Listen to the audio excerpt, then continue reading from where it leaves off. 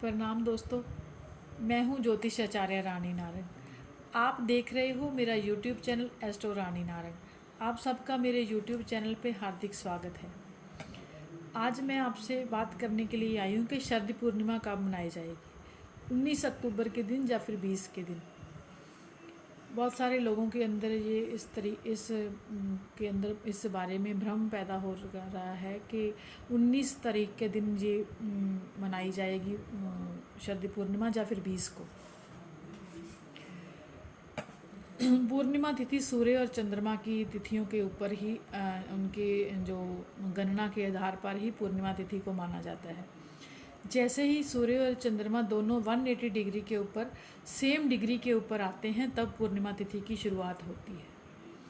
हर मास के अंदर एक बार पूर्णिमा आती है और 12 महीने के अंदर 12 बार पूर्णिमा आती है। और इस बार जो पूर्णिमाशी है, जो शरद पूर्णिमा है, कार्तिक मास के अंदर जो आती है, इस दिन का महत्व इसलिए ज़्यादा माना जाता है क्योंकि इस दिन जो सूर्य और जो मून है वो पृथ्वी के बहुत नज़दीक से होकर के गुजरते हैं। क्योंकि जो ग्रह हैं वो एलिप्टिकल मार्ग के ऊपर चलते हैं। सूर्य के आसपास उनका भ्रमण एलिप्टिकल मार्ग के ऊपर रहता है। तो जब पृथ्वी और मून बिल्कुल नज़दीक रहते हैं इस दिन, तो इसलिए जो मून की जो किरणें हैं, जो रश्मियाँ हैं, जो शीतलतापूर्वक जो किरणें हैं वो पृथ्वी के ऊपर ज़्यादा आती हैं। तो इसलिए उनका प्रभाव जो इस शरद पूर्णिमा के दिन ही देखने को मिलता है।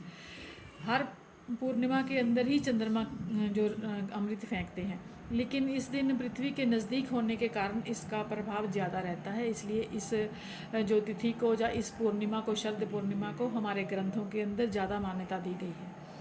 कहते हैं कि इस दिन जो लक्ष्मी देवी है वो भी अपने उल्लू के ऊपर सवार होकर, अपने वाहन के ऊपर सवार होकर के निकलते हैं। तो जो लोग इस दिन रात को मेडिटेशन करते हैं, ध्यान करते हैं चंद्रमा की रोशनी के अंदर, तो उनके ऊपर वो विशेष कृपा करती हैं माँ लक्ष्मी देवी। इसलिए इस दिन का लाभ जरूर लेना चाहिए। जो लोग, क्योंकि मन है जो वो चंद्रमा से पीड़ित है, मन जो है वो चंद्रमा द्वारा संचालित है।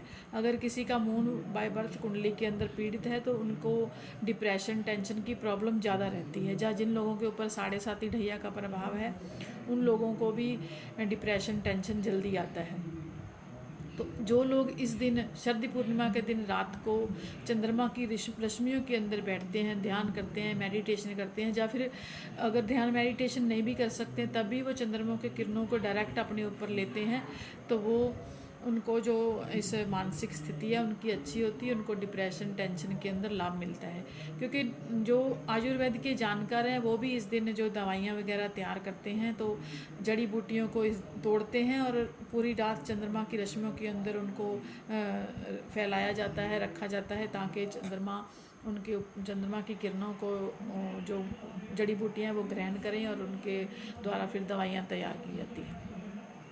इस दिन हमारे शास्त्रों के अंदर खीर बनाने का भी विधान है, क्योंकि खीर जो दूध वाइट कलर और चावल भी वाइट कलर की, और दोनों को जब खीर के रूप में बनाया जाता है, तैयार किया जाता है, तो फिर इस खीर को चंद्रमा की रश्मियों के अंदर जब पूरी रात चंद्रमा की रश्मियाँ इनके ऊपर पड़ती हैं तो ये एक दिव्य प्रसाद का रूप धारण कर लेता है। तो जब सुबह हम इसको प्रसाद के रूप में ग्रहण करते हैं तो जिन लोगों को कुछ हेल्थ की प्रॉब्लम चल रही है, डिप्रेशन चल रहा है, टेंशन चल रहा है, उनके डिप्रेशन, टेंशन दूर होते हैं।